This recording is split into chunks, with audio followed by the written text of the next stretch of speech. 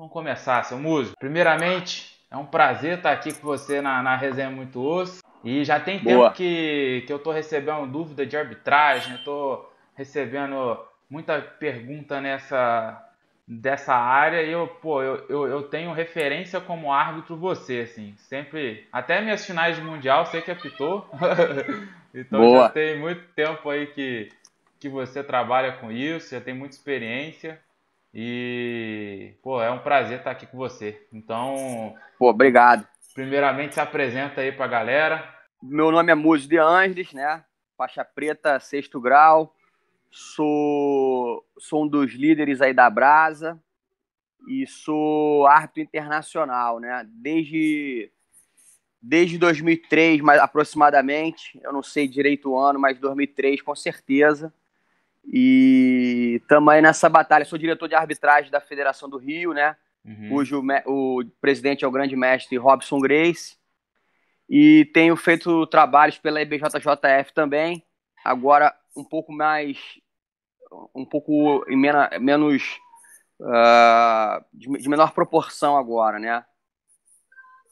Tenho Certo. feito poucas coisas pela IBJJF ultimamente. Aham. Ô Muzi, e por que você parou de fazer mais coisas pela IBJJF? Você sempre foi muito presente e tal? Você sempre estava lá arbitrando a maior parte das lutas? Teve alguma coisa, algum episódio que aconteceu? Ou...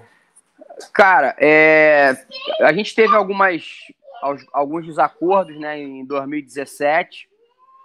E aí a diretoria da IBJJF em 2018 não me chamou para nenhum evento. E aí, em 2019, eu fui convidado para ministrar um curso lá no Equador, com o Soluço, né, Uhum, da Aliança. Você deve conhecer bem ele. conheço. E aí eu fui dar um curso pela Federação do Equador, para a Federação do Equador, lá em Guayaquil.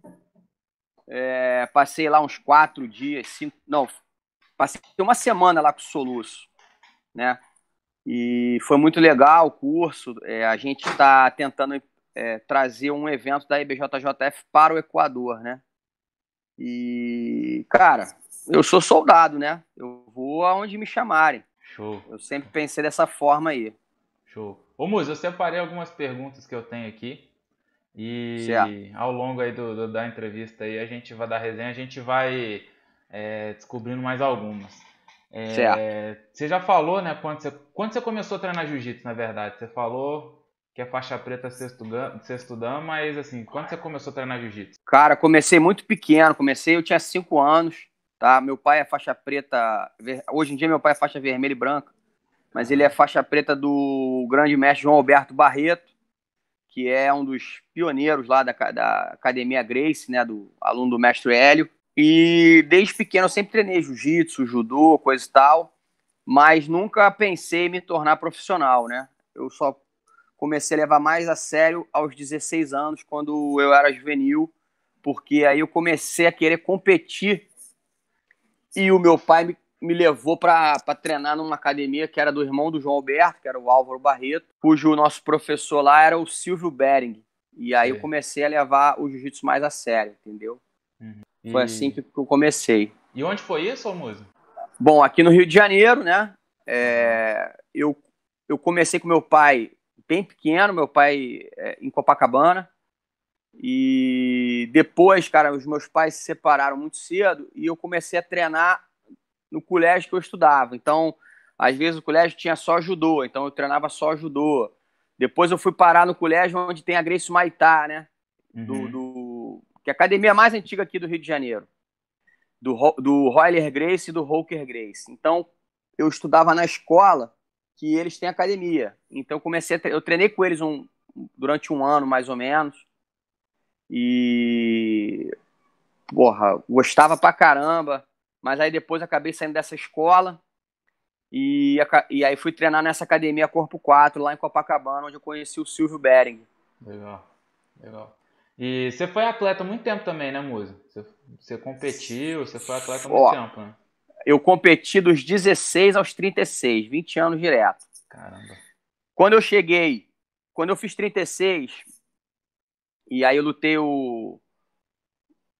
E aí eu eu acabei me tornando bicampeão do Internacional de Master, que a gente considerava Mundial de Master, né, Eu lembro. antigamente. Até surgiu o Mundial mesmo de Master, foi Isso, o Internacional de Master era o Mundial, né? Eu lembro. exatamente. E aí eu ganhei em 2003 e 2008. Em 2008, eu já estava já muito ligado à arbitragem, né? O Mundial de Adultos já tinha ido para Long Beach, Califórnia, e eu já estava indo desde a primeira edição. E aí, porra, muita lesão, estava me machucando demais, estava me prejudicando assim nas aulas. Eu dou muita aula particular, né? Uhum. Tenho bastante aluno particular. Então eu falava, porra, não tô ganhando nada para lutar de Master. Porra, ganho o quê? Ganho o kimono da Uhum. Coral. Eu tinha patrocínio da Coral antigamente. Uhum. Ganho, porra, rango aqui no Big Porridge, meu patrocinador de comida. Mas financeiramente não estava compensando para mim. Então eu me aposentei em 2008. E aí comecei a ficar mais ligado com a arbitragem, né? Foi assim que eu passei de atleta para árbitro. E Entendeu? quando surgiu essa coisa de ser ato, Musa? Quando você decidiu, falou, não, a decisão foi daí, né? Mas quando começou o seu interesse pela arbitragem? Foi meio por acaso, porque quando eu fui pegar o meu terceiro grau pela EBJJF e pela CBJJ, isso foi em 2003, tá? Uhum. O que que a CBJJ falou para mim? Olha, você é formado em educação física, então você não precisa fazer curso de primeiros socorros.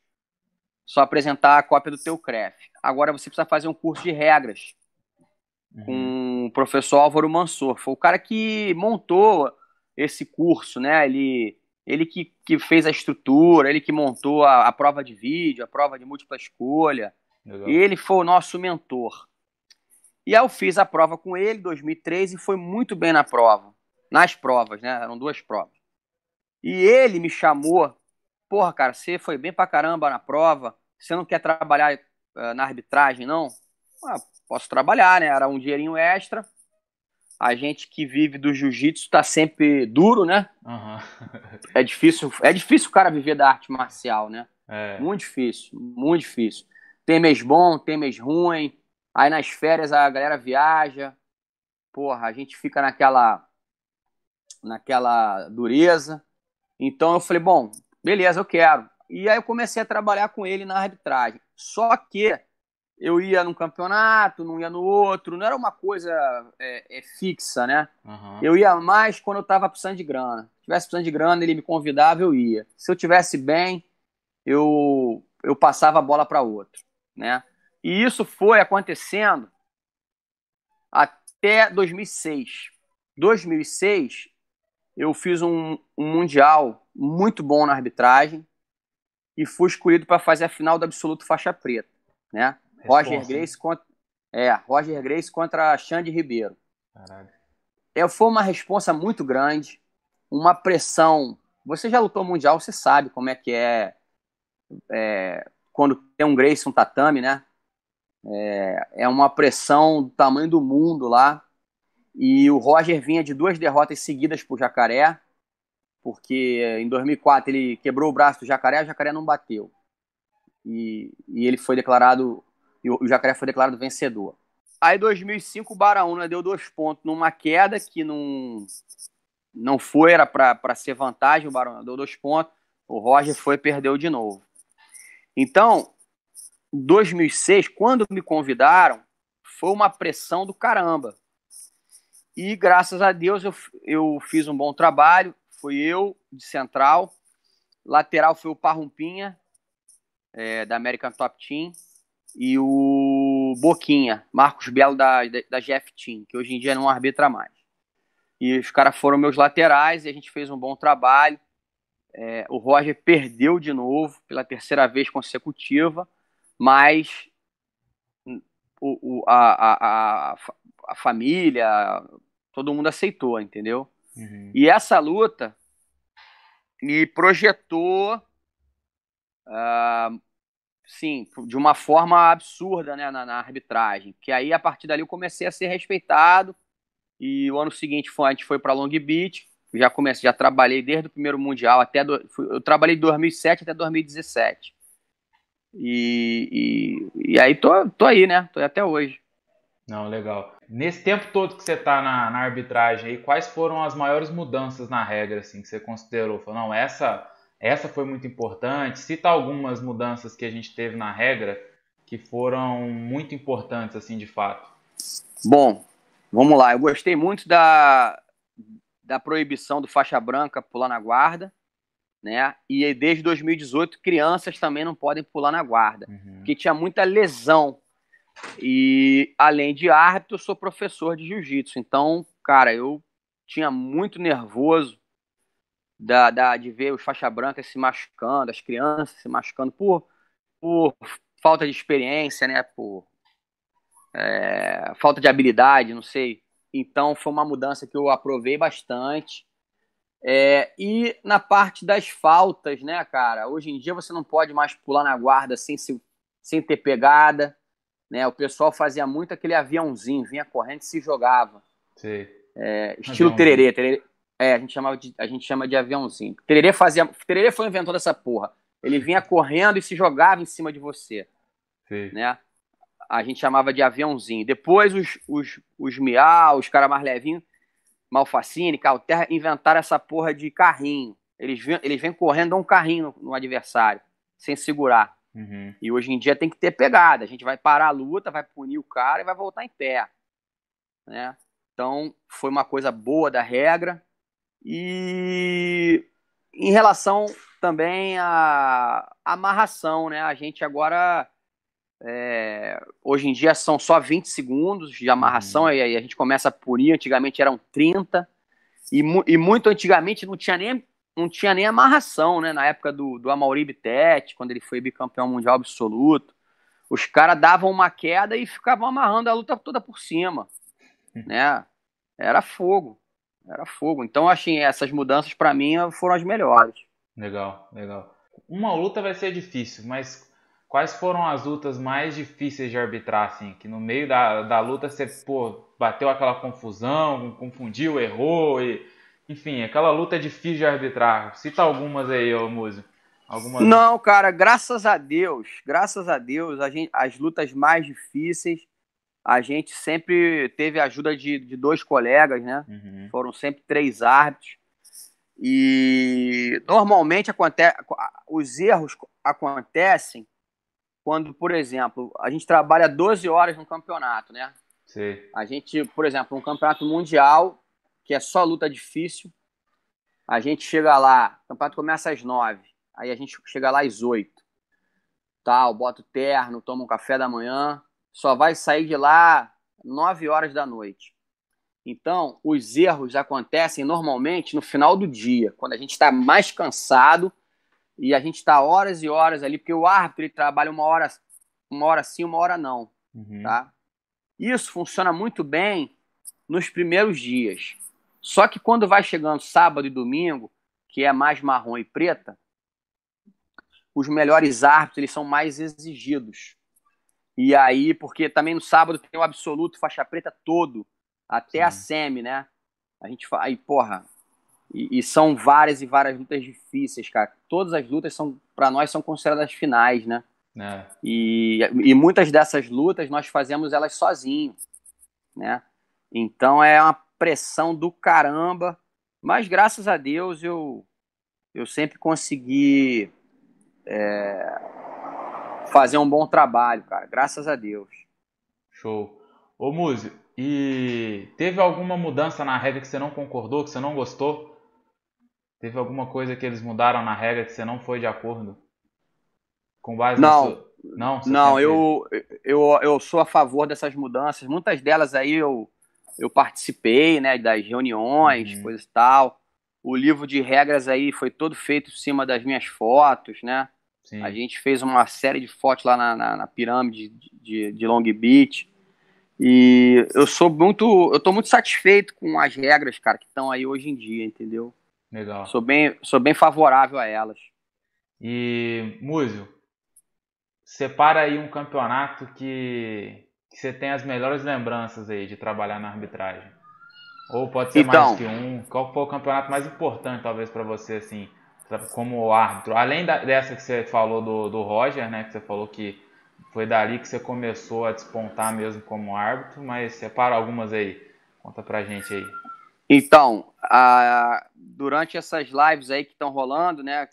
Começou agora nessa época aí da quarentena, eu separei a luta do Roger com o Bochecha no evento da Kira Gracie, né? O Gracie Pro. Sei. Para mim foi considerada a luta da década, tá? Fui eu de central, cabelinho lateral e o Serginho Bujão da Jeff Team de lateral. E foi uma pressão Nossa. enorme, né? Os dois eram no dia ali, os dois eram 10 vezes campeões mundiais. Isso já tem alguns anos, Uhum. né? Isso já tem pelo menos, acho que, se eu não me engano, isso foi 2017 ou 2018. Porque o Bochecha já passou, né? O Bochecha agora é 13. É.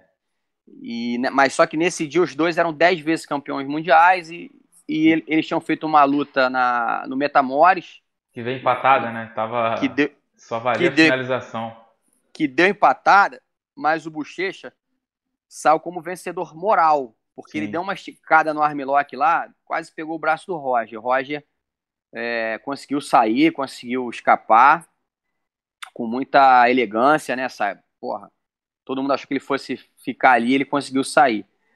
Então, cara, quando eu recebi o convite da Kira e do coordenador Rodrigo Totti para fazer essa luta, eu gostei muito, fiquei muito honrado e graças a Deus deu tudo certo, né? Teve finalização. Quando tem finalização, o árbitro passa despercebido ali, né? Até outro dia a gente estava falando sobre isso, as pessoas comentaram, pô, eu nem lembrava que você tinha sido árbitro dessa luta. Então, quando isso acontece, é que a gente fez um bom trabalho, Legal. né? As estrelas do campeonato são os atletas, não são os árbitros. Os árbitros usam a roupa preta justamente para ninguém ver. Quando alguém lembra daquele árbitro é porque ele fez alguma besteira, Ô, entendeu? ô Muzi, puxando esse gancho aí da besteira do árbitro, como é que é essa coisa de ser árbitro ali e ter um monte de gente xingando? Às vezes vai arbitrar luta de criança, tem um pai doido lá de fora xingando. Como é que é essa pressão aí?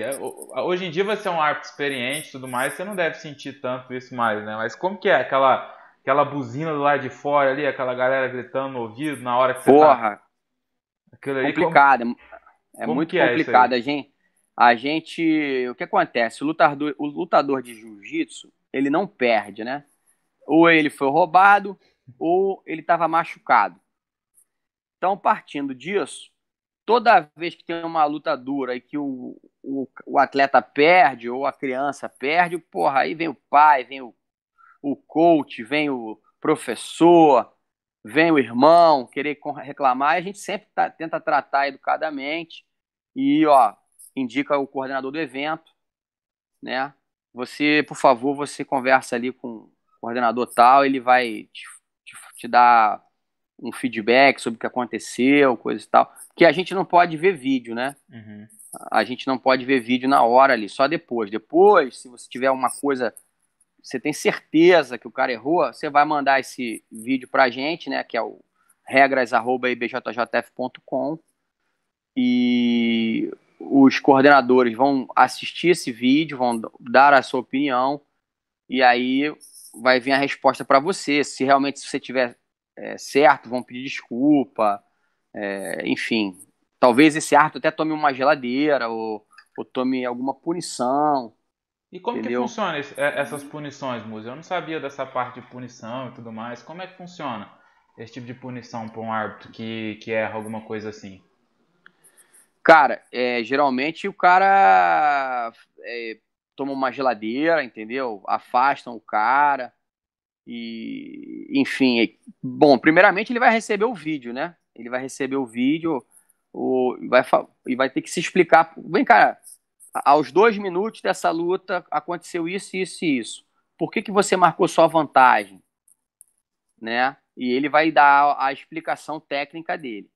E aí, conforme for, se a IBJJF não concordar, ele pode tomar um gancho, entendeu? Já tomou algum gancho, Muzi? Já tomou algum Cara, gosto desses aí? não, graças a Deus não. Graças a Boa, Deus não. boa. Ô, Muso, falando de regras ainda, como que você enxerga a mudança da regra da UAE, né? Da AJP Tour lá, que a galera tá fazendo agora ponto e a vantagem como ponto, né? Como que você enxerga essa mudança também? O que que você achou? Bom, vamos lá. Eu sou soldado, né? Eu sou Uhum. soldado, então quando eu chego num evento aí da AJP, eu até trabalhei no Grand Slam deles Sim. em novembro. Você arbitrou luta minha lá. É, Na- Inclusive isso. a que eu perdi. Eu Pô, perdi pro aí. Trovo lá, você empatou, você deu pra ele. Mas tá Mas eu acho que eu valendo. tava com. Eu acho que eu tava com um ponto na orelha esse dia Aham. e perguntei a opinião dos caras que estavam trabalhando comigo nessa luta. Todo mundo foi a favor do seu adversário, né? Uhum. Mas, enfim, eu sou soldado. Eu chego no evento, porra, a regra aqui vai ser assim, assim, assada. Eu vou cumprir ela da melhor forma possível, né?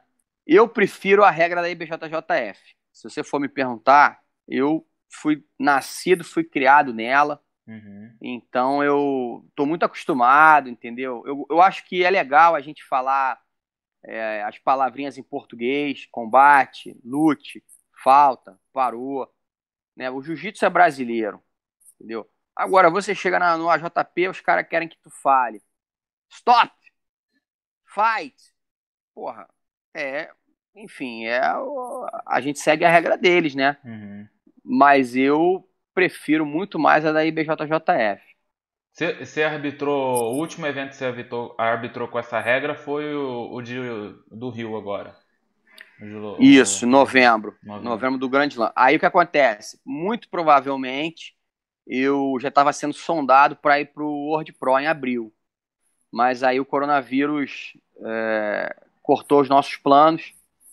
Eu não Boa. sei se o evento vai ser adiado ou se ele vai ser cancelado.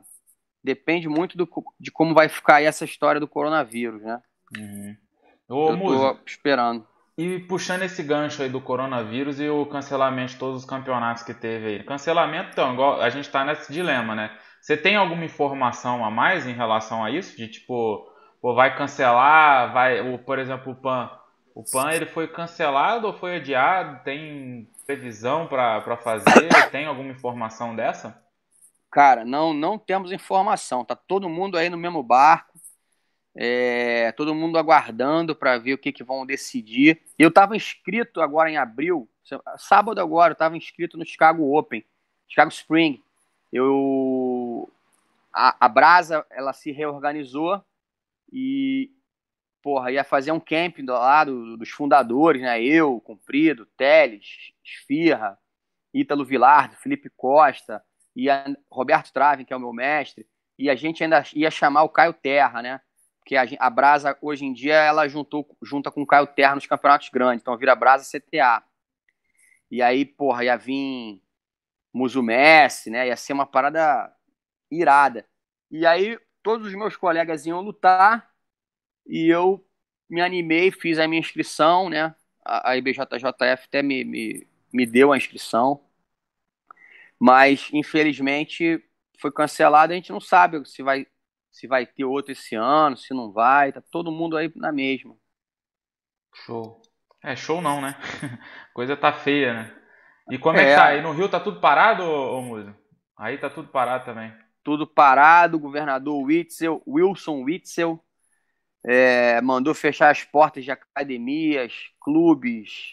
Eu dou aula numa academia na Gávea, né? Na Praça Santos Dumont. E até o clube, que eu tenho um outro tatame num clube que é lá no mesmo bairro, mas também fechou as portas. Então, nem aula particular eu tô conseguindo dar, cara. Tô Uhum. 100% parado, entendeu? Tá só em casa também, né? Só em casa, de vez em quando. Hoje eu peguei a bike, fui dar um rolê, fui até o Arpoador, voltei. Mas não Uhum. tô fazendo praticamente nada. Tem alguma história legal que você tem pra contar de algum evento em especial aí, Muzi? Cara, a gente sempre tem várias aventuras, né, cara? A gente sempre tem várias aventuras nos campeonatos aí. Porra, assim, é difícil eu lembrar alguma história que aconteceu, mas sempre tem coisas engraçadas, né? O mais engraçado é que eu tenho vários amigos árbitros que eles não falam inglês. Uhum. E aí as situações são fora do campeonato, né?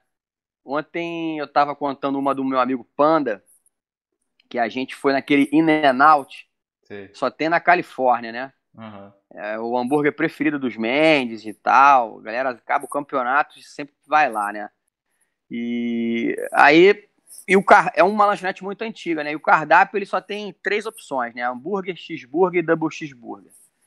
E de bebida só tem soda, pink lemonade e milkshake. O cardápio é esse. São 6 coisas no cardápio. E aí meu amigo Panda, que é um árbitro conhecido, né? Rastafari, da Jeff Team, ele tava na fila lá e aí ele pediu um cheeseburger e o cara perguntou, né? With onions, né? Com cebola. E ele não tava entendendo, e o cara, with onions, aí ele não sabia, não tava entendendo.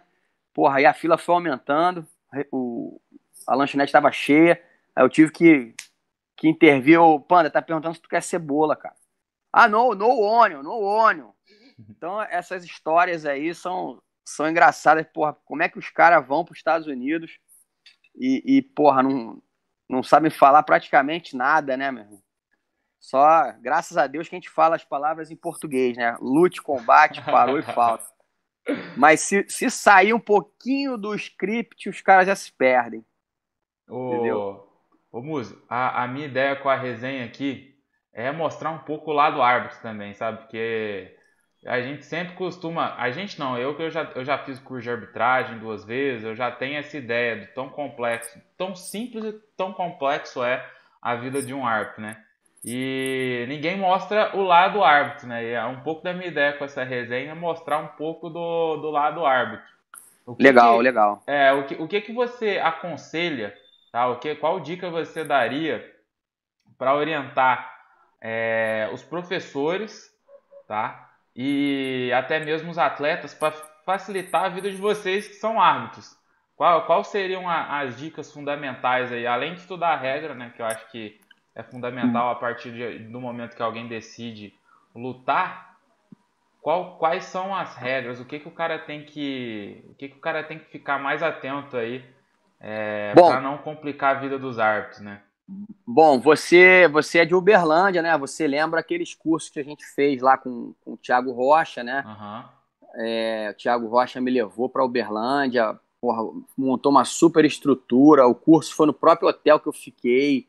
Então eu já descia, já estava tudo pronto, data show, era só plugar ali meu laptop e foi muito bom. Só que a Confederação Brasileira, ela acabou com esses cursos nas cidades que não tem Open. E isso eu achei uma coisa muito ruim, porque a galera ficou um pouco órfã. Agora só tem curso nas cidades que tem Open. Exemplo, Rio, São Paulo, BH, Manaus, Curitiba, Florianópolis, Salvador, Fortaleza, são algumas das cidades que têm Open. E os nossos cursos agora, eles são junto com os campeonatos.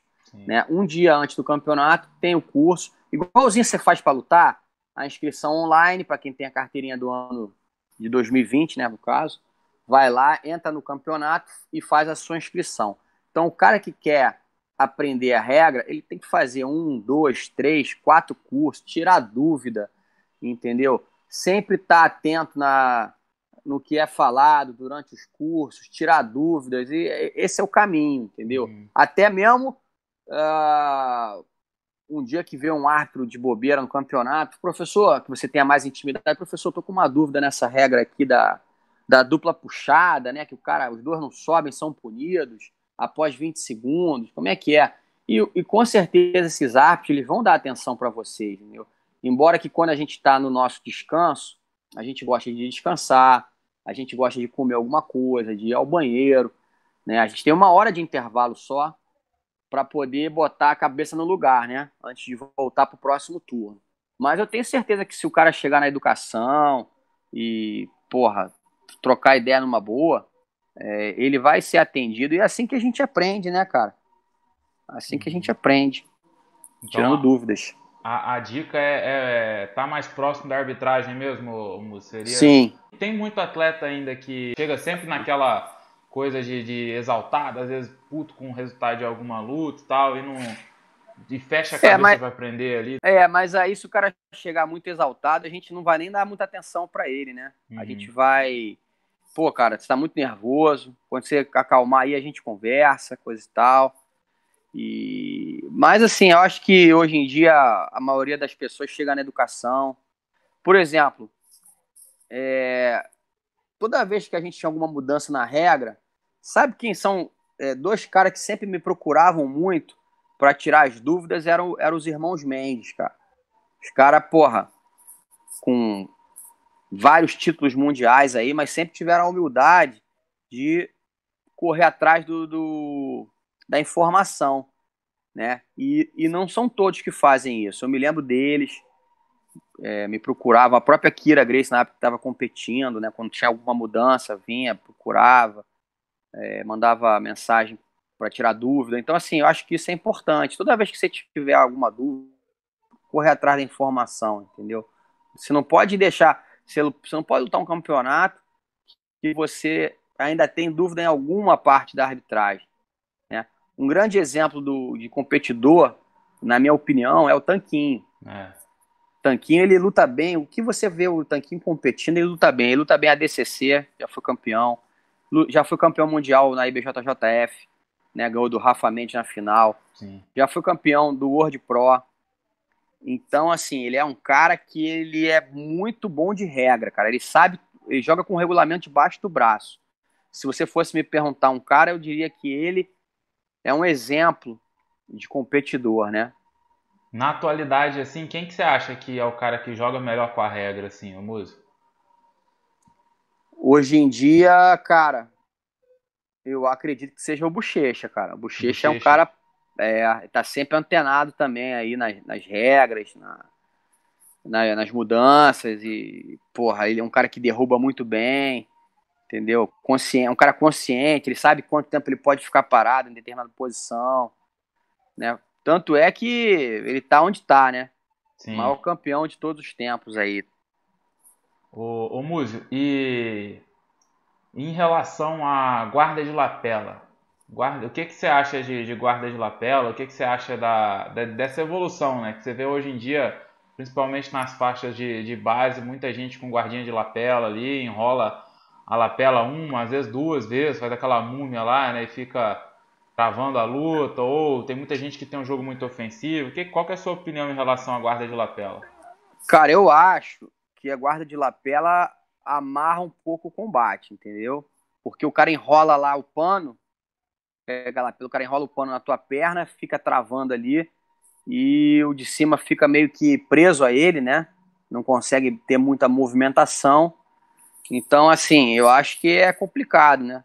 O cara pode vir a ser punido ali se ele não se movimentar. Foi o Cornelius que inventou essa porcaria, né?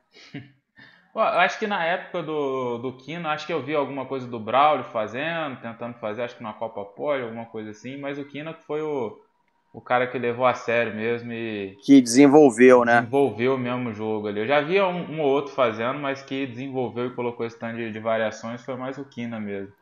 E hoje em dia você vê muito as faixas de base, né? Já fazendo muita guarda de lapela, Sim, muito esse sim. jogo. A galera, a crítica que eu tenho pra galera da base é a seguinte: eles muitas vezes sabem fazer essa guarda de lapela, sabem fazer o birimbolo e tal, mas não sabem os fundamentos básicos do jiu-jitsu, entendeu? Sim. Não sabe fazer uma fuga de quadril, sair das costas, dar um upa, né? Aquela escolinha que a gente veio, que a gente teve, Sim. né? Eles não, o basicão eles não sabem. E aí, quando eles caem numa situação difícil, eles não conseguem sair. Entendeu? A minha única crítica é essa. Eu acho que eles tinham que pegar o básico primeiro, aprender bem, para depois começar a fazer essas posições mais adiantadas, entendeu? Certo. Essa é a minha E, opinião. e qual que é o critério, assim, pra punir quando tá na lapela, Múzio? Tipo assim, porque muitas vezes o cara tá na lapela e ele consegue conduzir a luta de uma certa forma que, assim, ele dá uma mascarada na amarração, né? Qual que é o critério aí? O jiu-jitsu tem que saber de jiu-jitsu, o juiz tem que saber jiu-jitsu de fato, né? Para poder arbitrar uma Sim, luta dessa, né? sim, sim. Cara, olha só, a gente fica muito preso ali aos 20 segundos, né? Se em 20 segundos o camarada não tentar raspar, não tentar evoluir na posição dele, muito provavelmente a gente vai ligar o nosso cronômetro e quando der 20 segundos a gente vai apontar para ele e vai falar lute, entendeu? Então, Uhum. assim, nada contra a guarda de lapela, mas ela tem que ser uma guarda de lapela ofensiva e não defensiva, entendeu? Certo. Essa é a nossa atitude ali na hora. Em relação a 50, tem a 50 veio antes da lapela, né? Mas como que foi esse primeiro. A posição que eu tenho na minha cabeça, que veio assim, que fez mais barulho com a mudança, foi 50-50. Foi logo quando eu comecei a treinar, começou essa onda de 50-50 com os mens e tudo mais, birimbolo, Uhum. 50-50. E depois veio Uhum. lapela, né? Como que foi essa onda? E ainda veio com a 50 muita cruzada de perna, né? E até então É, eu não sabia tanto esse jogo, comecei a entender melhor, mas como que foi para a arbitragem lidar com bom, essa mudança?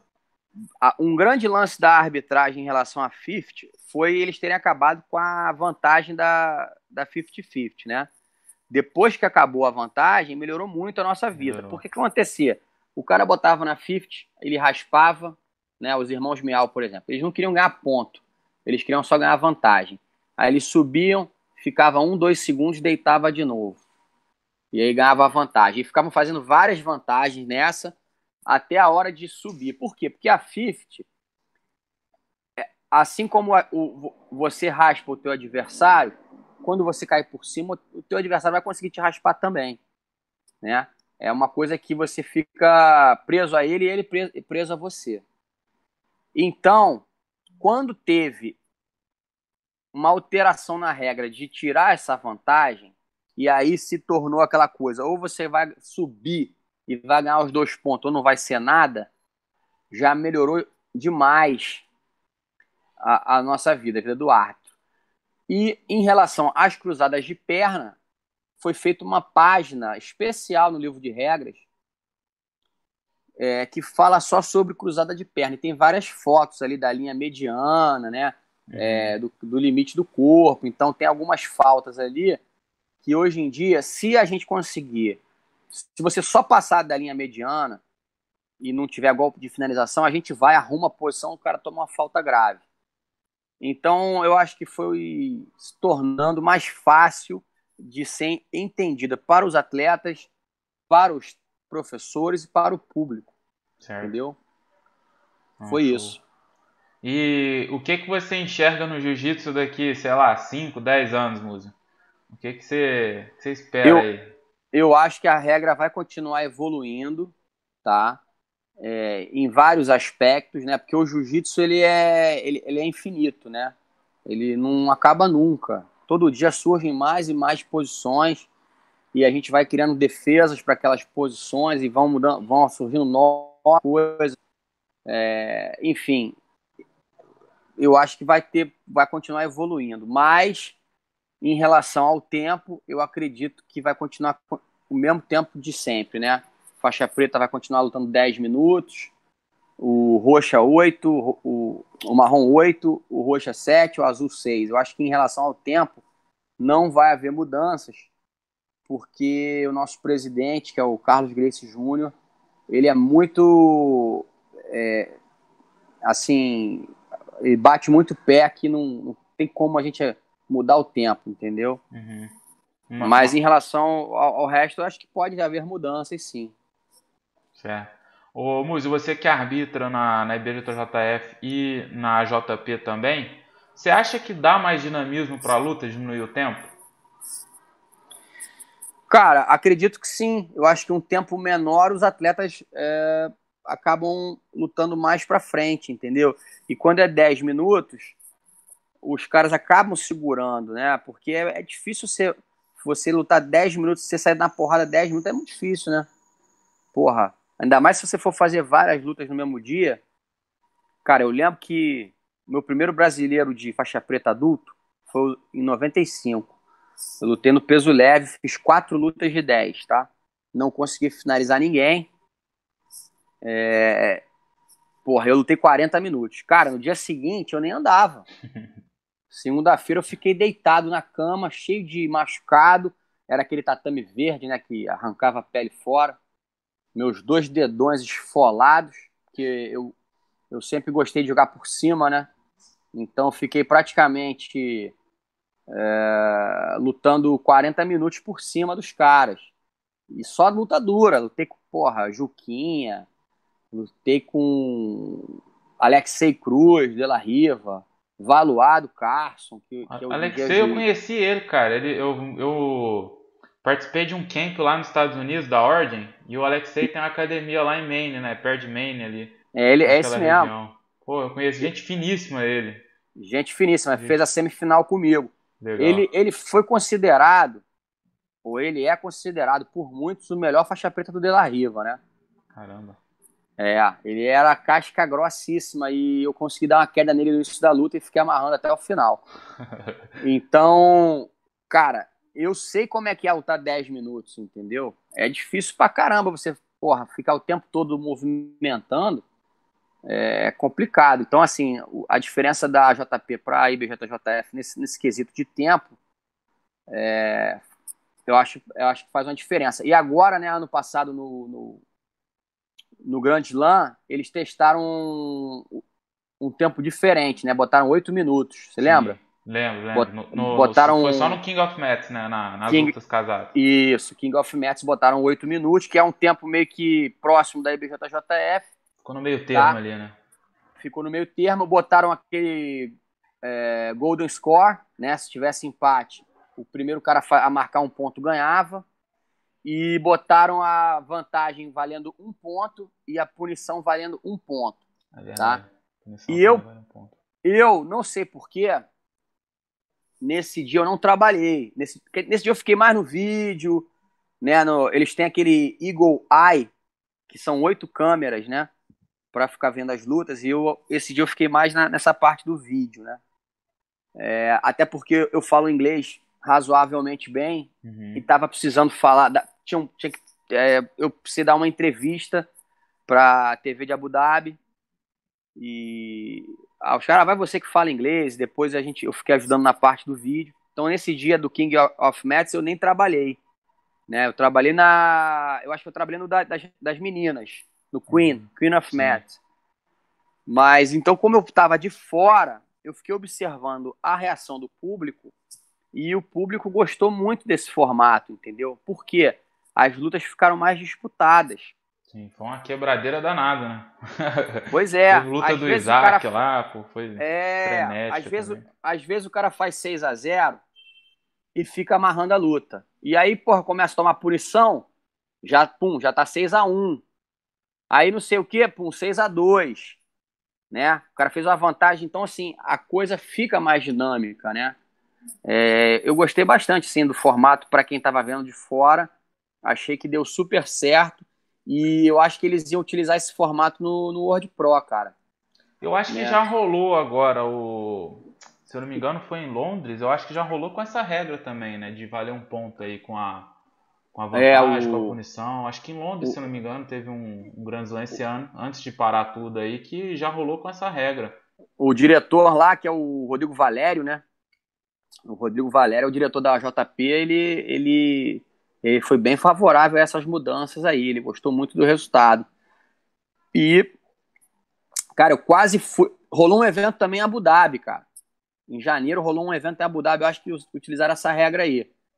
Eu tava de férias com a família nos Estados Unidos, e aí os caras até me sondaram pra eu ir, né? Aí eu falei, cara, porra, vai ser um aborrecimento tão grande eu sair daqui pra ir pra Abu Dhabi no meio das férias que eu acho melhor eu nem ir, entendeu? Foi mais prudente eu ficar com a família, entendeu? Não, tem hora que precisa, né, Muzi? Fala aí. Porra, a gente não pode só trabalhar não, né? De vez em Beleza. quando tem que dar pôr uma atenção pra família. Show. Eu tinha anotado aqui para você citar 5 das lutas mais emocionantes que você já arbitrou ali. Tá, Eu- vamos lá, olha só. Essa é fácil. Essa é Bom, fácil. a primeira que me projetou para o cenário mundial foi Roger Gracie e Xande Ribeiro, Show. 2006. A mais importante da minha história foi essa que eu citei do Roger contra o Bochecha, tá? Uhum. Duas. Eu fiz uma final de absoluto, Bochecha contra Rodolfo. Nossa, essa foi punk também. 2013, tá? Que o Bochecha ganhou, fez vários pontos em cima do Rodolfo. Inclusive, quando eu botava essas lutas nas provas de vídeo, eu falava assim, ó, galera, agora vamos separar os homens dos meninos. E aí aparecia eu na arbitragem. Aí os caras, porra, caralho, tá falando isso porque é você, o Arthur. Eu falei, meu irmão, essa luta aí, porra, pai. O Rodolfo estava até com o cabelo pintado de louro, né? Tava. E no ano anterior, acho que o Rodolfo tinha ganho, cara, se eu não me engano. Foi isso mesmo. Então, o Bochecha entrou cheio de ódio no coração, entendeu? Talvez se o Rodolfo não tivesse ganho dele no ano anterior... Eu acho que 2011 que o Rodolfo ganhou. 2012 o Bochecha ganhou do Rodolfo nas quartas. Então foi isso. Aí depois veio de novo acho que ele ganhou bem, né, nessa vez. Da outra vez acho que foi uma guerra danada, né? Isso, essa aí Essa de 2013 ele, cara, ele passeou. Tirou o Rodolfo pra nada, passeou, foi um passeio. Outra, eu acho que foi no PAN, o Cobrinha contra o Rafa Mendes, foi a primeira vez que eu vi o Cobrinha ser finalizado na minha vida. Eu acho que deve ter sido a única mesmo, que o Cobrinha também não tem lembrança dele bateu, não. Eu tenho pra mim que o Cobrinha é um dos maiores atletas do jiu-jitsu, né, cara? Eu vejo ele nos campeonatos, cara sempre com shake, o cara se cuida pra caramba, porra, atleta, porra, luta os campeonatos todos, sempre se apresenta muito bem. Acho que ele é 5 vezes campeão mundial, se eu não me engano. Sim. E, cara, porra, eu não acreditei esse dia que o Rafa Mendes finalizou ele, né? Foi muito sinistro. Bom. Fomos quantos aí? Foi a do Roger? Já falei 4. Foi o Roger, Bochecha, agora do Rafa. Foi 3, hein, Muzi? Falta mais 2 ainda. Não, falei... Você repetiu uma, hein? Não, ó, a primeira foi Xande com Roger. Xande com Roger, tá certo. Isso. Aí depois eu falei Roger com Bochecha. Fechado. 2. Aí falei Rodolfo com Bochecha. Beleza. 3. Bochecha. Rafa Mendes com Cobrinha. E pra fechar, uma que arrancou cabelo do... Meu irmão, foi Roger contra Margarida. Caramba. O Margarida chegou tratorizando o Roger. E o Roger, com aquela calma budista, conseguiu reverter a luta e ganhou do Margarida por pontos. Cara, foi um lutaço. Entendeu? Legal, foi um lutaço. Foram as 5 lutas mais punks que eu arbitrei, eu acho. Legal demais. Ô, Múzio, você já arbitrou muito no Tijuca também, na época que tinha Mundial no Rio e tal, você já arbitrava lá? Caldeirão. Isso que eu ia falar, cara.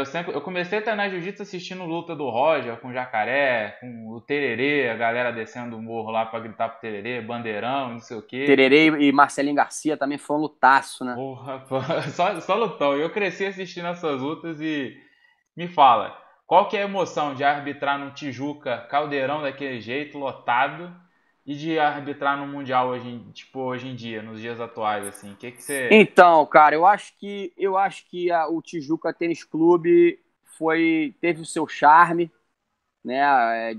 Quem viveu, mas hoje em dia a gente não se vê mais trabalhando lá. A pirâmide de Long Beach é uma coisa fantástica, porra, banheiros limpos, o ginásio é enorme, climatizado, sabe? E não dá mais. Todo mundo. Tem muita gente saudosista, né? Pô, quando é que o Mundial vai voltar pro Rio? Cara, eu acho muito difícil de voltar pro Rio, entendeu? Até porque o dólar, com esse dólar a 5 e pouco, financeiramente falando, é muito melhor fazer lá nos Estados Unidos, entendeu? Uhum. A gente sabe das dificuldades dos atletas, nem todo mundo tem visto, Vários atletas tiveram visto negado várias vezes. Mas cara, eu acho difícil do Mundial sair de Long Beach, pelo menos por enquanto. Pode ser que no futuro próximo até a IBJJF consiga rodar, jogar um deles para a Europa, né? Seria legal fazer um Mundial lá em Portugal. Uhum. Enfim, não sei, talvez levar para o Japão, mas eu acho que por enquanto vai continuar lá em Long Beach mesmo. Legal. Mas e a emoção de arbitrar num Tijucão daquele, Caldeirão? Porra, aí a emoção é aquela, né? O coração na boca, os caras pertinho da grade, o cara fala, o cuspe chega a pegar em você, né? Então, tão perto que ele tá, o bafo dele aqui, tu consegue sentir o bafo do cara quente aqui na arquibancada. Ali é o verdadeiro caldeirão, La Nossa, Bombonera. lá é demais. Ô, Mu, já tentar, só pra concluir, eu não vou tomar muito seu tempo mais não, a gente já tá aqui, já tem quase uma hora.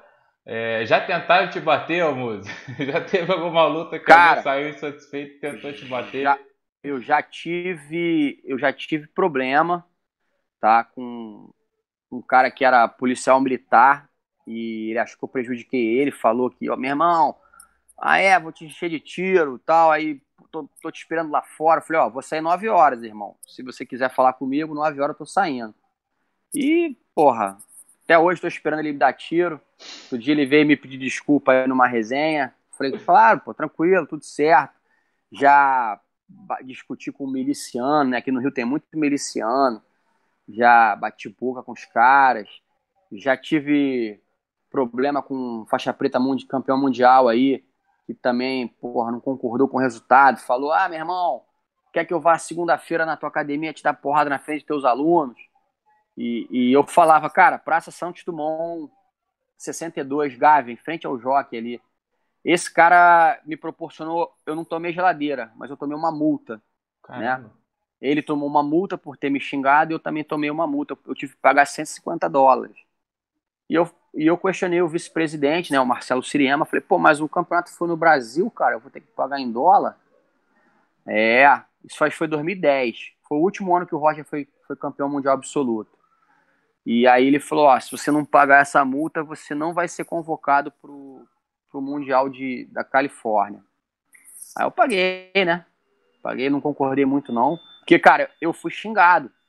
E não fui eu que comecei Isso foi durante a luta, Muzi? Foi tipo assim, acabou a luta?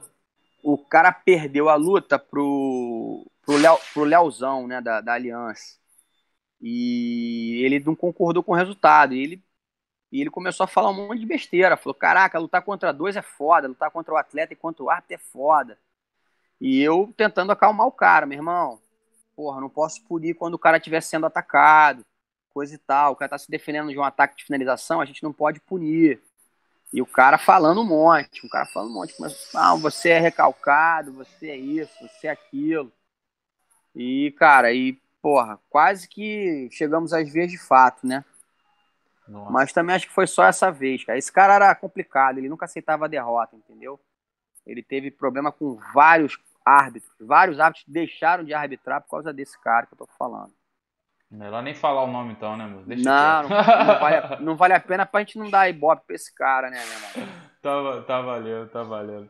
Muzi, muito obrigado aí pela resenha. Eu espero que você tenha gostado também desse bate-papo aí. Eu quis Claro. mostrar um pouquinho o lado árbitro aqui no canal Muito Osso, mostrar pra galera um pouquinho do sentimento que o árbitro tem, das emoções que o árbitro tem, beleza? Um prazer Beleza, meu enorme, amigo? Muzi. Muito. Prazer e, cara, eu te peço desculpa que eu não vi tuas lutas lá em Uberlândia, né? Foi. Na Copa do Brasil, porque o Fabão botou um cronograma muito extenso e aí a gente tinha que voltar para pegar o voo, pegar o aeroporto lá, então eu não consegui ver tuas lutas. Te peço desculpa. Não, de jeito nenhum. Pô, foi legal, deu certo lá. Deu certo lá, deu pra levantar uma grana boa. Beleza, Deu pra beleza, levantar. beleza. Muzi, tem um costume aqui pra fechar, sempre quando tem convidado aqui no canal, tem que fechar o vídeo com um belo muito osso. Então com você não vai ser diferente. Então faça as honras da casa aí e É isso aí, galera. Muito osso para vocês. Foi um prazer estar aqui com o Fernandinho, que eu conheço já de longa data. Um abraço, muito osso. muito Valeu! osso. Valeu, Muzi.